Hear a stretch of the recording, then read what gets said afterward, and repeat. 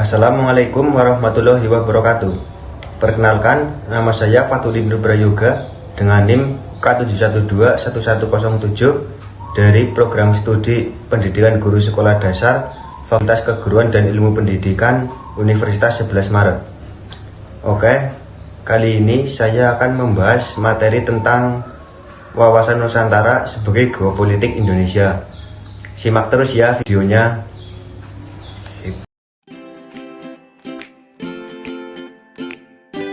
Nah, baik teman-teman, sebelum kita masuk ke materi wawasan Nusantara sebagai geopolitik Indonesia, apakah teman-teman sudah mengetahui apa yang dimaksud dengan geopolitik? Jika belum, mari simak videonya ya.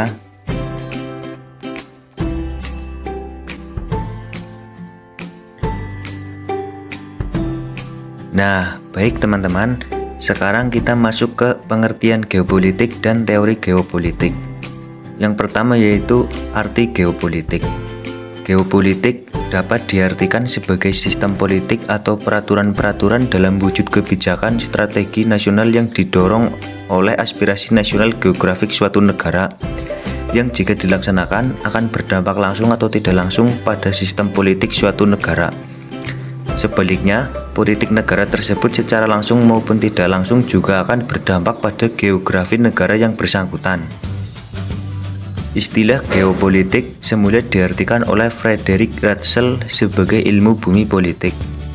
Namun, kemudian istilah ini dikembangkan oleh ilmuwan politik Swedia Rudolf Jalén dan Karl Haushofer dari Jerman menjadi Geographical Politics dan disingkat geopolitik. Pengertian geopolitik sudah dipraktekkan sejak abad 19. Namun, pengertiannya baru tumbuh pada awal abad 20 sebagai ilmu penyelenggaraan negara berkait dengan kebijakan masalah-masalah geografi wilayah yang menjadi tempat tinggal suatu bangsa.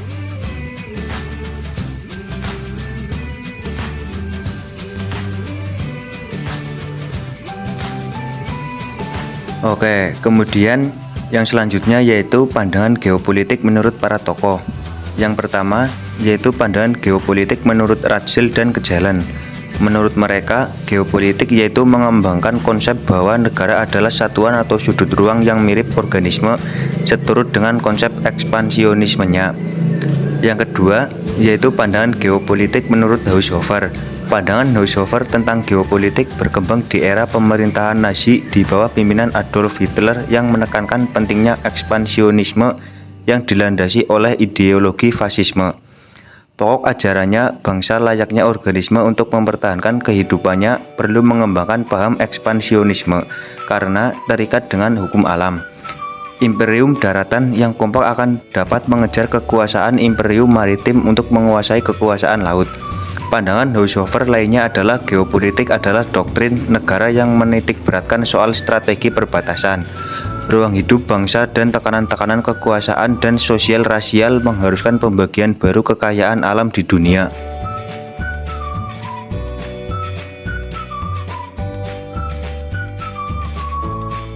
Baik, selanjutnya kita akan membahas tentang geopolitik Indonesia. Secara umum, geopolitik Indonesia didasarkan pada nilai-nilai yang tercantum dalam sila-sila Pancasila, khususnya terkait nilai ketuhanan dan kemanusiaan yang luhur, yang jelas dan tegas tertuang dalam pembukaan Undang-Undang Dasar 1945. Konsep geopolitik Indonesia berbeda dengan konsep geopolitik yang memandang negara adalah organisme yang untuk mempertahankan hidupnya secara alami harus berekspansi atau mengekspansi wilayah lainnya. Karena bagi bangsa Indonesia, ekspansi wilayah atau penjajahan secara umum bertolak belakang dengan nilai-nilai kemanusiaan dan ketuhanan.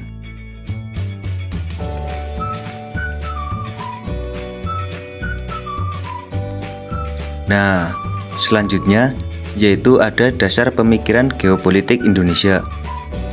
Dasar pemikiran geopolitik di Indonesia dibagi menjadi 4 aspek yang meliputi: yang pertama yaitu falsafah Pancasila, yang kedua aspek kewilayahan Nusantara, yang ketiga aspek sosial budaya, yang keempat aspek kesejarahan bangsa Indonesia.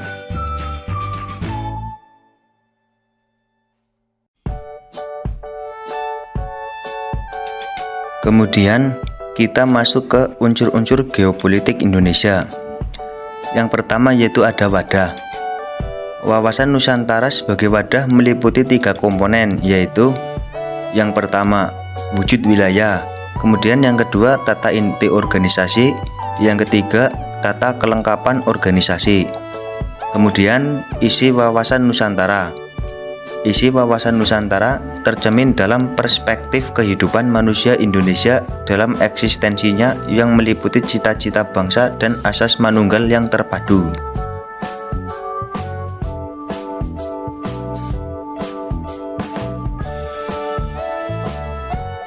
Baik, selanjutnya kita akan masuk ke perkembangan wilayah Indonesia dan dasar hukumnya. Yang pertama yaitu sejak proklamasi kemerdekaan 17 Agustus 1945 hingga 13 Desember 1957. Wilayah Indonesia sejak kemerdekaannya 17 Agustus 1945 masih mengikuti Territoriale ZTE and Maritime Kringen Ordonanti atau disingkat TZMKO tahun 1939, di mana lebar laut wilayah Indonesia adalah 3 mil diukur dari garis air rendah dari masing pantai pulau di Indonesia. Yang kedua, dari Deklarasi Juanda.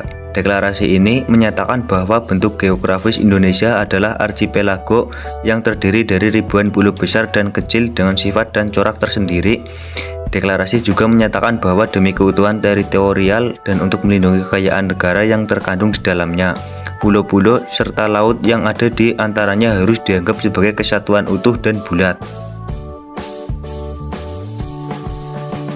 Kemudian yang ketiga yaitu dari 17 Februari 1969 Deklarasi Landas Kontinen sampai sekarang. Deklarasi tentang landas kontinen negara Indonesia merupakan konsep politik yang berdasar konsep wilayah. Deklarasi ini semakin memantapkan konsep wawasan Nusantara, juga upaya mewujudkan amanat undang-undang seperti tersurat dalam pasal 33 ayat 3 UUD 1945. Dengan konsep tersebut, konsekuensinya segala sumber kekayaan alam dalam landas kontinen Indonesia adalah milik eksklusif negara Indonesia. Kemudian yang keempat yaitu zona ekonomi eksklusif atau yang disingkat ZEE. Pengumuman pemerintah ihwal zona ekonomi eksklusif terjadi pada tanggal 21 Maret 1980 melalui perjuangan yang sangat panjang di forum internasional. Akhirnya pada konferensi PBB tentang hukum laut 2 di New York 30 April 1982 menerima The United Nations and Convention on the Law of the Sea atau yang disingkat dengan UNCLOS yang ditandatangani tanggal 10 Desember 1982 di Montego Bay, Jamaika oleh 117 negara termasuk Indonesia. Konvensi tersebut mengakui konsep negara kepulauan serta menetapkan asas-asas pengukuran ZEE. Pemerintah dan DPR RI akhirnya menetapkan Undang-Undang Nomor 5 Tahun 1983 tentang ZEE serta Undang-Undang Nomor 17 Tahun 1985 tentang ratifikasi UNCLOS. Kemudian yaitu kita akan membahas implementasi wawasan Nusantara. Yang pertama yaitu sebagai pancaran falsafah Pancasila. Yang kedua sebagai landasan pembangunan. Yang ketiga kesatuan politik. Yang keempat kesatuan ekonomi. Yang kelima kesatuan sosial dan budaya. Kemudian yang keenam kesatuan keamanan. Nah, kemudian yaitu manfaat implementasi wawasan Nusantara. Dari segi penerapan dan manfaat yang bisa kita rasakan dari adanya wawasan nasional diantaranya. Yang pertama, wilayah Indonesia dianggap sebagai kesatuan utuh yang tidak bisa dipisah-pisah. Integritas wilayah atau kepulauan Indonesia dengan laut-laut yang berada di antara pulaunya dengan sendirinya menjadi terjaga dan menegaskan hak milik bangsa Indonesia. Yang kedua, pengakuan landas kontinen dan ZEE oleh masyarakat dunia sangat menghasilkan penambahan luas wilayah dan dengan sendiri menambah modal dan hak milik bangsa Indonesia untuk kesejahteraan bersama. Yang ketiga, di dalam luas wilayah tersebut terdapat kekayaan alam yang luar biasa, dari mulai minyak bumi dan mineral-mineral bermanfaat lain, serta kekayaan hayati maupun non-hayati yang ada di pedalaman maupun di air laut kita.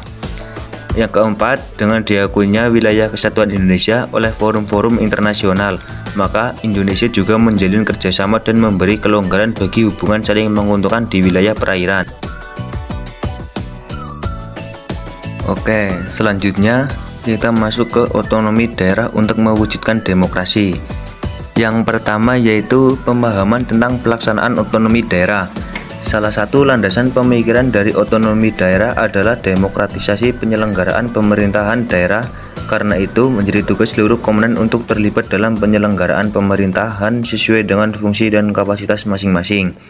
Pemberdayaan daerah dalam melaksanakan otonomi ini hanya bisa diwujudkan jika faktor-faktor seperti personil, peralatan, dan pembiayaan tersedia cukup memadai. Kemudian, kewenangan daerah.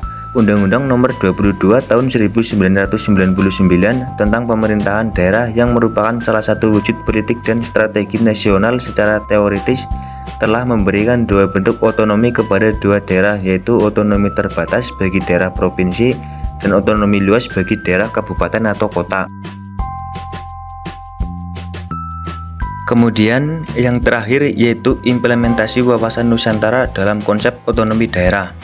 Wawasan Nusantara menghendaki adanya persatuan bangsa dan keutuhan wilayah nasional. Pandangan untuk tetap perlunya persatuan bangsa dan keutuhan wilayah ini merupakan modal berharga dalam melaksanakan pembangunan.